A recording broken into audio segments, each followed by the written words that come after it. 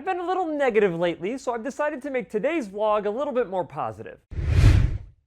Hey guys, welcome back to the DrCliffAuD vlog. This is vlog number 314, and today I want to share with you guys a comment that was left on one of my videos on my channel because it really kind of culminated all of the work that I put into my YouTube channel for the past 8 years. But before I get into this comment, guys, do me a huge favor, click that like button, really helps out the channel. And if you are not yet subscribed to the channel with notifications turned on, go ahead and do that as well. It's greatly appreciated. So, as you guys know, I've been posting videos for 8 years at this point. I think it's more than 8 years at this point. But, I get a ton of comments. Positive comments, negative comments, just random statements that people will leave, questions that people will ask. And I try to get to as many of them as I possibly can. And it is, at this point, impossible because there's literally thousands of comments left every single day. But every once in a while, I stumble across a comment and I'm like, that's why I do this. And this is one of those comments, so I'm just gonna go ahead and read it to you guys here. I was with the same audiologist for 10 years that continually blamed my hearing inability on my aids and talked me into upgrading 3 times in 10 years. Very expensive and still could not hear. I applied to Phonak Sonova Research, and that was the first time that I ever had real ear measurements. When my hearing aids were properly programmed, it moved me to tears. I could hear sounds that I had forgotten you could hear. Something as simple as hearing birds sing brings so much pleasure to life. I live in a senior community where I continually hear about hearing concerns from neighbors. I always refer them to your videos. Thank you. Keep those videos coming. And this one was left on a video that I did, a Dr. Cliff Show video that I did with Steve Kramer, who is a patient who had come to me after decades of having what I would consider to be suboptimal care. And now he is on the right track and having more success than he's ever had with hearing aids. And when I just posted that video a couple weeks ago, which is probably why I stumbled across this comment, because the newer videos, I tend to see more of those comments. It's just how it works on YouTube. But when I read this comment, part of me wanted to get angry, right? Part of me wanted to be like, golly, like, how could someone for 10 years just say that the hearing aids are the issue and keep selling someone new hearing aid after new hearing aid, costing them tens of thousands of dollars likely, and ultimately not giving them a better ability to hear. Like, you could get angry by that. And honestly, deep down inside, I think the initial reaction was anger.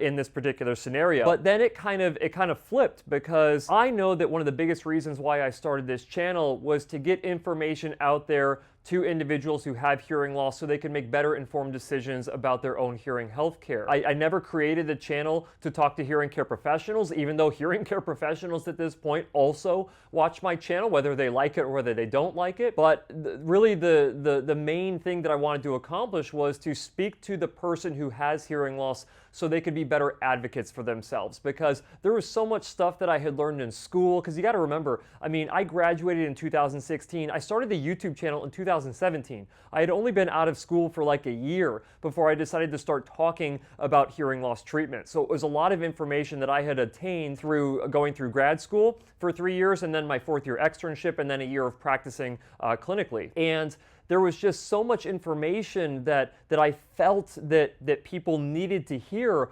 about not just real ear measurement, but best practices as a whole, because it's just information you can't get. Like, all the information that people had access to prior to me creating YouTube content, for the most part, was marketing material that they got in the mail. It was going online and Googling different hearing aids and basically stumbling across the hearing aid manufacturer websites. And even though over-the-counter hearing aids have not technically been a category of hearing aids until like 2022, prior to that, a lot of companies were selling direct-to-consumer hearing devices, whether they were just amplifiers or whether they were actual hearing aids. So the things that they wanted people to believe, the things that these companies wanted individuals with hearing loss to believe, is that the hearing aid is the thing that will make or break your treatment success. And if you guys have been following my channel for a while now, you know that it's not the hearing aid as much as it is how that hearing aid is programmed. And so I know that over the course of the past 8 years that the content that I've put out there has had an impact on people's lives. And the reason I know that is because people like this will leave comments on the videos and I will receive emails from people saying, hey, I've been struggling with hearing aids for X amount of years, and I decided to go to someone in your Hearing Up network who follows best practices, and this is the first time that I've ever been able to hear since I developed my hearing loss. And it's things like that that keep me going. And I know that, like I said earlier, I get pretty negative on these vlogs, and I think that that's because I'm trying to make change in this industry, and I feel like the change isn't coming fast enough.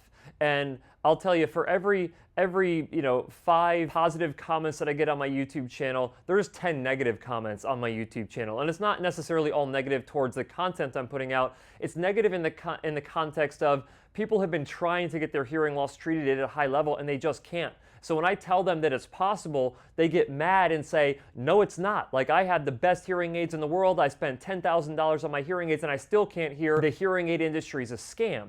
And to be honest with you, the hearing aid industry, in my opinion, is not a scam. The scam that's happening here is that people believe that the hearing aids are the be-all, end-all. They're the thing that's going to solve your problem. And while that is true to a degree, I do believe, and I'm an advocate for, really high-level hearing aid technology, because there's some technology out there that absolutely sucks. But you need good technology, but you also have to make sure that your hearing care professional is doing the right thing.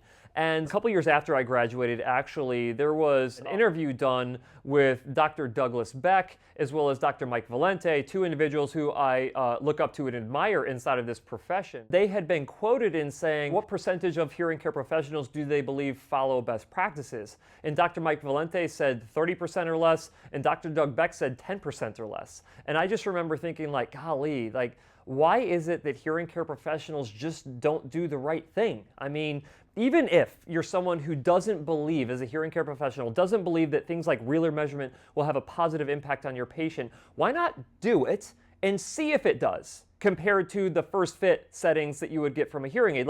Just prove to yourself it does or doesn't work on every single patient, right? The research shows us that 80% plus of individuals who get realer measurement not only prefer the way that those hearing aids sound, but actually perform better with those hearing aids when realer measurement is performed during the programming process. So why wouldn't a hearing care professional, even if they truly believe that they were better than doing an objective measure and verifying the programming, why wouldn't they just check to see? With the experience that I've had thus far in the clinic, it's that, people tend to feel like the programmed amplification levels up to their verified prescriptive targets is a little loud initially. And we know that because their brain is not acclimated to it yet. So what do? We bump them down for a week or two, and then we start gradually increasing the amplification level back up to their full prescription to make sure that they can hear their absolute best. And 9 times out of 10, literally 90% of patients can tolerate plus or minus 3 decibels above or below their prescriptive targets,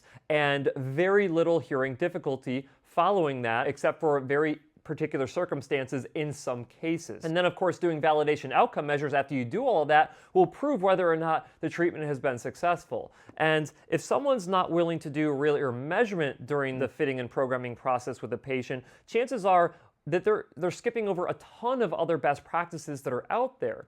And so I feel like I'm starting to go down the negative road. I'm trying not to, like last week's vlog, I was just ranting the whole time about someone who had a dome stuck in their ear for years because they had gotten new hearing aids with different types of domes, and they still had one of their old hearing aid domes inside their ear, and their hearing care professional never identified it. And I'm like, what the heck is going on? So last week was a pretty heavy rant if you want to go check that out. But all I want to say is this, is that I do believe that the content that I put out there, and I put out a ton of content, we're talking 3 to 4 videos a week for the past 8 years. I do feel like it's having an impact. I feel like it's having a positive impact on maybe not the hearing aid industry and hearing care professionals, but it's definitely having a positive impact for individuals who have hearing loss. Whether you go to my clinic here in Phoenix, whether you go to a Hearing Up clinic in a different part of the country, whether you go to an ENT clinic or the VA, or you go to a chain retail store, or whether you go to a big box store to get your hearing aids,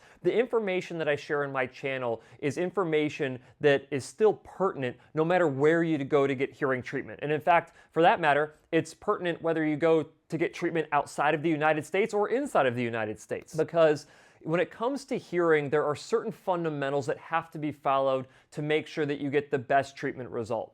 One of the stories that I always share when I go to speak at conferences, because I get invited to speak at a ton of different conferences, not just in the United States, but internationally as well. I always share with them my Scout Sniper school story. So I can't remember if I've ever shared it with you guys. Maybe I have. I've done 300 plus vlogs at this point, so it might have come out somewhere, but let me just enlighten you on what that story is all about. So when I was in Scout Sniper school, we do this thing called stalking.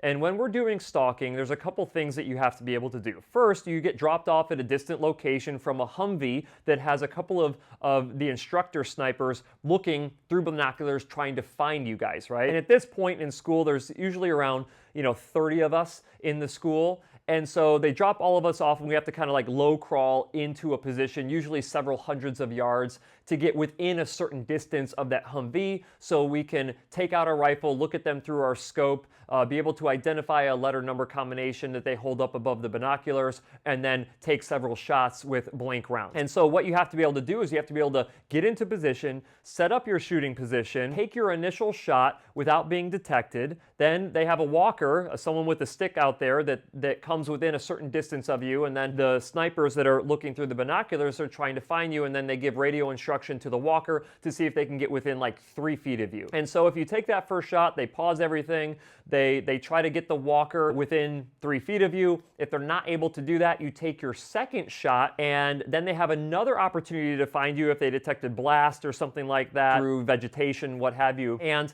if they cannot find you then you basically have to call out the letter number combination of the card that they put on top of the binoculars. And if you get that correct, then you have to tell the person out there what your distance is to the target. And so we actually have a strategy to identify the distance, a calculation that we do. If we have a known object in the distance, we look through our reticle, we have these mil dots, and we can identify how many mil dots that particular object is. And then because we know what that object is in the distance in terms of size, we can run a calculation and it will tell you the distance to that particular target. And so I was just inherently very, very good at guessing my distance to the target. I have no idea. I mean, I grew up playing sports and stuff like that, but for whatever reason, you do 10 stalks in Scout Sniper school, and for the first 9 stalks, I had basically made a guesstimate on how far my distance was from the target, and I was within the allowable plus or minus tolerance in yardage every single time. And so I had done that all through the 9 stalks. Well, I get to my 10th stalk, and I basically stalk into position.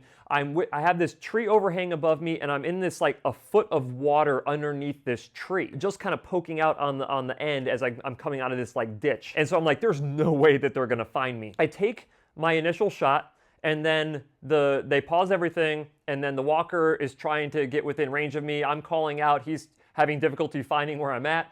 Finally, he gets close to my position, and they had another opportunity to they had their opportunity to try to walk him onto me and locate my position. Well, they were not able to do that. I was able to take my second shot. They were not able to detect any blast. They were still not able to get the walker to be within 3 feet of me. And then I was able to correctly identify the letter number combination on top of the binoculars, and like, great, looks like you aced this final stalk, Olson. And I'm like, great. And they're like, what's your distance to the truck? And I'm like, 360 yards. And they're like, it's 400 yards. You failed this stalk. Go run for an hour. Honestly, the thing at the time, the reason why it bothered me is because not only did I feel like I was really good at guesstimating distance, but it was that one time that I did not verify my distance to the target is what cost me being the top Scout Sniper in the school upon graduation, which was a big deal at the time. But at the end of the day, I'm glad that happened, because it made me realize that I am not smarter than the fundamentals, right? I'm not smarter than the best practices.